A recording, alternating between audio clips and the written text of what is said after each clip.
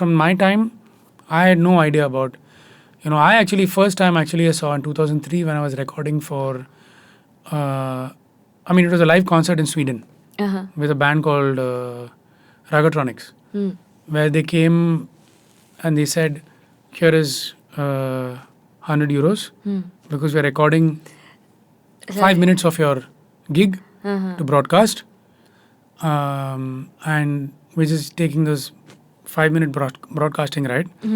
So this is 100 euros each for every artist. And I'm talking 2003. Yeah. And I'm thinking, what is this even? Then, of course, 2007-8, when I did my first album, is when I understood the entire process of publishing, copyright, mechanical rights, performing rights, all that comes to it. It was much difficult to learn about these things back then. Absolutely. And it was only through conversations, Again, my conversations were with my friends like Shri, who were not here, So he was at PRS UK functions quite differently than IPRS. So that, I think, that learning, made me... And then I realized a lot of people who are calling them established also actually had very wrong ideas of all these legal terms. And it's only through conversations with them I would realize that what is this guy even talking, So I've done like since 2011, 12 maybe, a lot of small workshops. People would invite me to talk. Not that I was a lawyer. I still hire a lawyer. But you just need to know the basics of it, So what you're trading in. The nitty-gritties, the nuances will always be, something will be always there, and where you need your lawyer to just, write it. Because anyways, the legal language is damn confusing, They'll write an active voice, passive voice, all kinds of voice. And then you're actually reading the same line thrice sometimes. But I still feel largely you can read a contract. And make your invoice with clarity.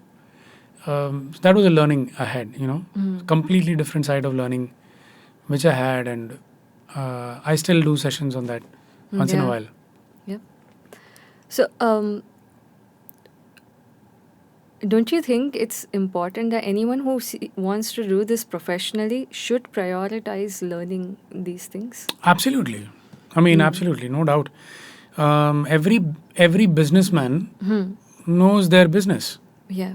You have to know what is your cost, what's your profit, what are you invoicing for, and when you're talking about the business of music, right? Yeah. You're not doing kirtan somewhere. There are rights being, IPs being traded off. Yeah.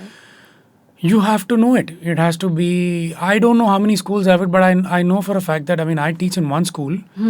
I don't know if other schools have it, where they have a dedicated, at least a few sessions on music business, on copyright. I haven't been invited for many, so I don't know if they're there.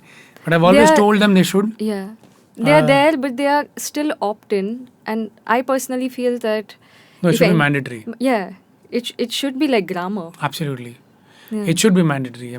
Otherwise you're just sending How out. How do you make money? Right?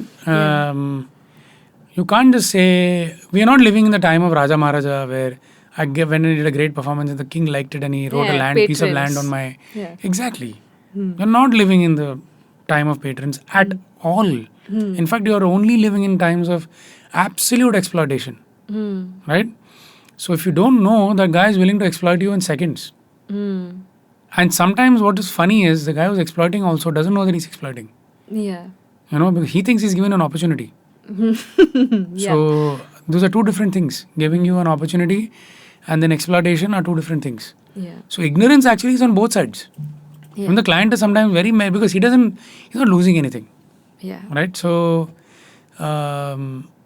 which is why it's even more important that you're informed, like so well aware that you deal with it, not with this idea of saying I'm going to fight with my client because he did this. No.